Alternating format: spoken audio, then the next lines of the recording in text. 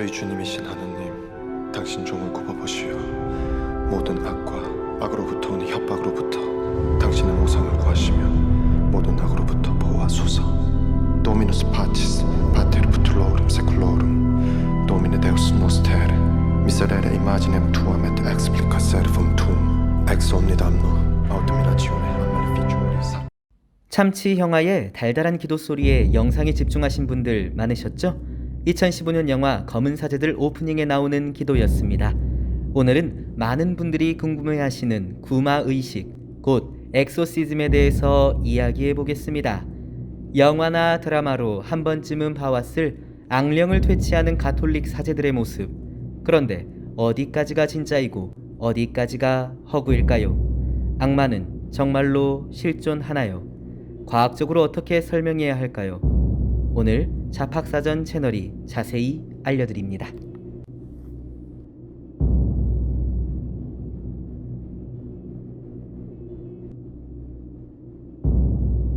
하나, 구마에 대한 오해와 진실. 가톨릭 교회법에 의하면 구마 예식은 세례성사, 성체성사 등과 같은 칠성사로 분류되지는 않고 성사에 준하는 준성사에 해당합니다. 이 구마 예식이 효력을 발휘하기 위해서는 적법한 교회 당국의 허가와 구마 사제의 깊은 신앙심, 높은 학식과 지혜 등이 필요하다고 교회법전은 진술합니다. 구마하면 사실 영화나 드라마 속 구마의식을 생각합니다. 하지만 간단한 구마 예식은 이미 일반 성당에서도 행해지고 있었습니다. 성수를 찍고 성당에 들어가거나 사제가 미사 중에 마귀를 끊어버립니까? 하고 묻는 질문은 바로 구마 행위입니다. 가톨릭의 구마 예식은 악령이 들린 사람은 악령에 의해 육체적 자유를 빼앗겼지만 자유의지는 여전히 존재한다고 간주하며 기도, 축복, 문헌 등을 이용한 기도문들을 이용하여 구마 예식을 진행합니다. 1999년 1월에 개정된 장엄 구마 예식에 따르면 제2차 바티칸 공의회 이전 구마 의식은 마귀의 축출에만 목적이 있었습니다. 곧 부마자가 죽든 말든 마귀만 쫓아내면 되는 것이었지요. 하지만 개정된 전례서는 마귀 축출보다 영혼의 구원과 선익에 더 초점이 맞추어져 있습니다.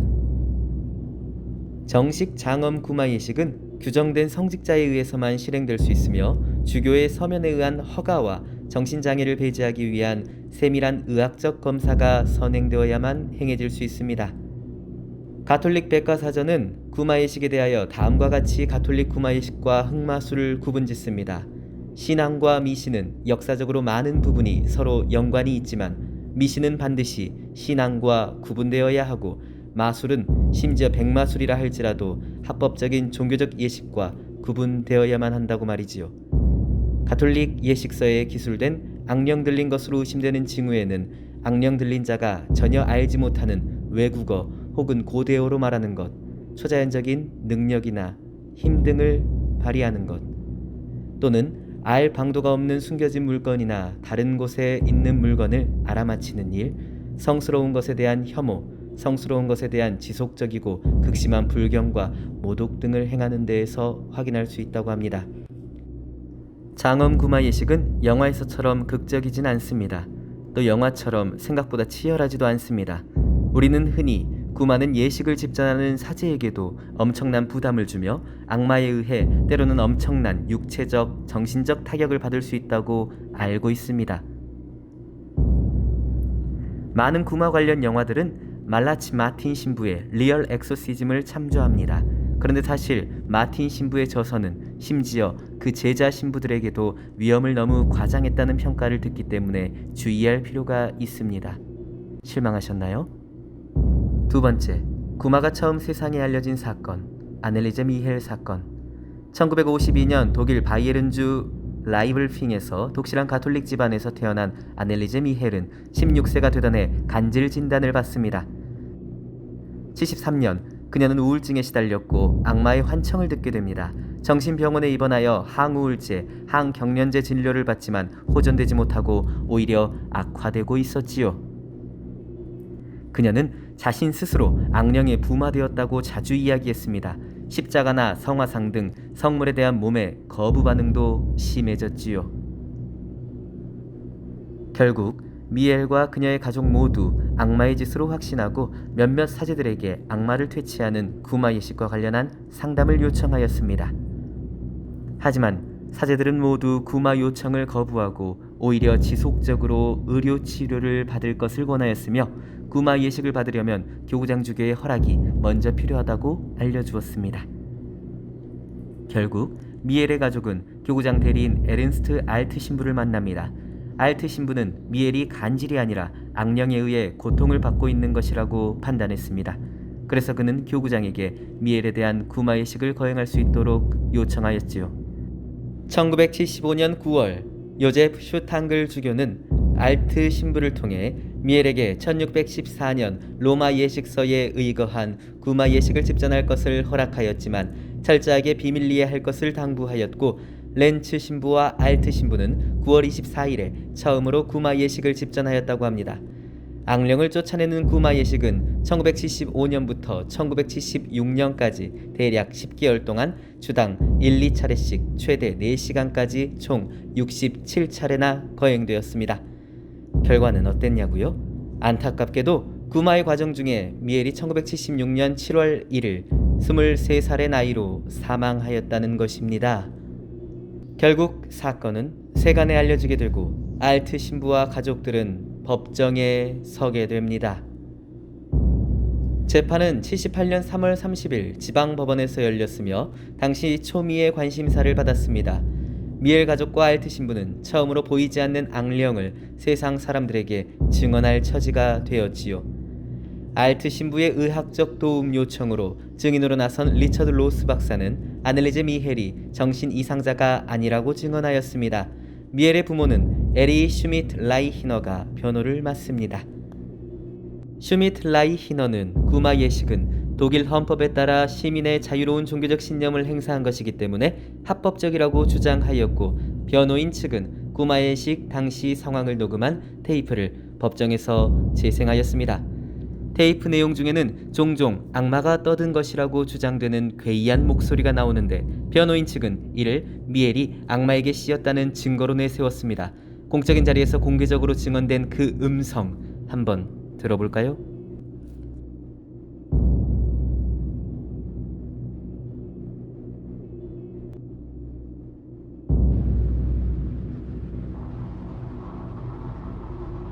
Rosenkranzmonat, weißt du? Ja, Rosenkranz. aber die wenigste beten.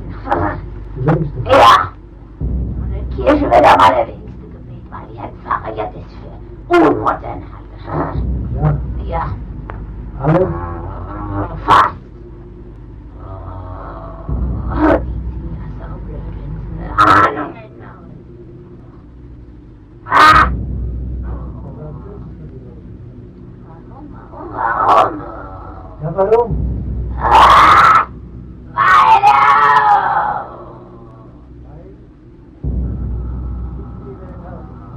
Eine. Nein, ich sag's nicht. Guck nur diese Rede. Weil er eine starke Halsmaul. Ja, Weil er eine starke Macht gegen Satan ja, und alle Dämonen. ja, gegen uns. Ich muss dir sagen.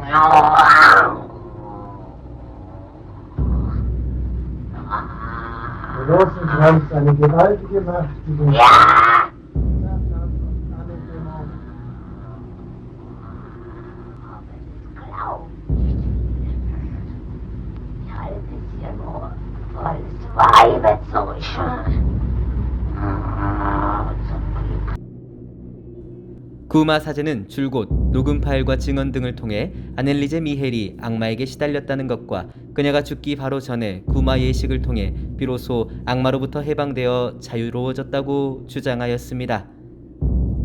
하지만 법정은 피고인들에게 태만으로 인한 과실치사에 의한 유죄를 판결하고 6개월 징역형과 3년 보호관찰 기간을 선고하였습니다. 그러나 그간 재판 과정 중 복역이 인정되었고 얼마 안가 남은 형마저도 집행 정지됨으로써 가톨릭 교회도 검찰도 수긍하는 결과를 가져왔습니다. 이 사건은 2005년 영화 엑소시즘 오브 에밀리 로즈와 2006년에 개봉한 영화 레퀴엠의 소재가 되었는데요. 후에 많은 이들이 미엘의 묘를 성지처럼 방문하게 됩니다. 하지만 독일 가톨릭 주교 회의는 또 다른 논란을 피하기 위해서 공식적으로 미엘의 묘를 성지처럼 방문하지는 말 것을 당부하였습니다. 당시 타임지는 이 사건을 이렇게 보도하였습니다. 이 사건은 엑소시즘 의식에 따른 위험을 잘 보여주는 한편 종교적 의무와 의학적 의무 사이에서의 불분명한 영역을 드러낸 사건이다. 세 번째, 구마에 대한 과학적 접근. 그렇다면 구마의식은 그저 무속의 굿과 별반 다를 바 없고 그저 미신으로 치부할 만하다고 자신할 수 있겠습니까? 악에 대해서 과학적, 의학적 접근을 시도한 미국의 스콧 팩 박사는 실제 구마의식들을 참여하면서 이를 과학적으로 정리하였습니다. 그의 저서 거짓의 사람들에 따르면 그는 구마를 세뇌, 프로그램 말소 및 재형성, 카타르시스, 장기그룹 치료, 정체감 회복 등의 개념으로 설명 가능하다고 주장합니다. 쉽게 말하면 자기 스스로 악마에 의해 빙의가 되었다는 강력한 자기 암시가 걸린 정신질환 환자에게 그것보다 더 강력한 마귀 축출이라는 암시를 걸어줌으로써 이전의 자기 강박으로부터 해방시키는 방법이지요. 스카팩은 이런 의미에서 구마의식과 같은 정신치료에서의 종교적 개념의 사용이 매우 효과가 있다고 주장합니다. 하지만 구마의식의 많은 사례들 중 5% 정도는 그런 합리적 설명으로도 이해하지 못하는 신비의 영역으로 남겨두었다는 점에서 스카팩의 연구는 상당히 흥미롭습니다. 한편 스카팩 박사는 이 구마의식을 연구하는 과정 안에서 이성으로 설명하지 못하는 차원의 영역에 부딪힐 때 많은 고민을 했다고 합니다. 그는 결국 후에 세례를 받았다고 하네요. 네 번째, 구마에 대한 영적 접근.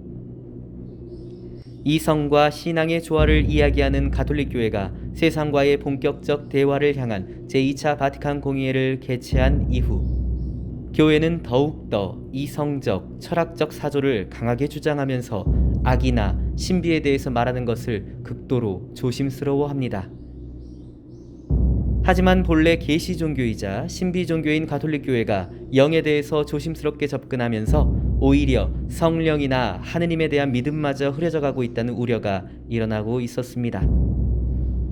이에 대응하여 베네딕토 16세 교황은 구마 학교를 설립하여 구마 사제를 양성하기에 이르렀고요. 2014년 7월 프란치스코 교황은 가톨릭 구마 협회를 교회법상 인준단체로 승인했습니다. 현재 세계적으로 250여 명의 정식 구마 신부들이 있는 것으로 알려지지만 그들의 정체는 베일에 가려져 있습니다. 고해 성사가 신자와 사제 사이의 약속이고 그 내용을 함구하는 것과 마찬가지로 구마 역시 고해 성사의 맥락에서 부마자를 배려하기 위함이지요. 교회는 다시금 악과의 싸움에 대해서 강조하려 하지만 여전히 현대 가톨릭 교회는 신자들도 심지어 사제들도 악에 대해서 말하는 것을 불편해합니다.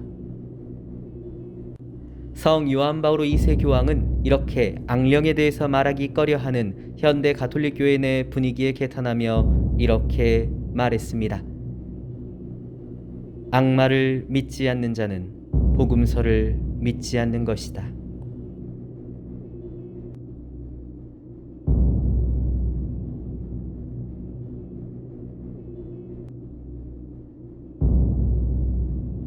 볼만했다면 좋아요와 구독, 알람 설정까지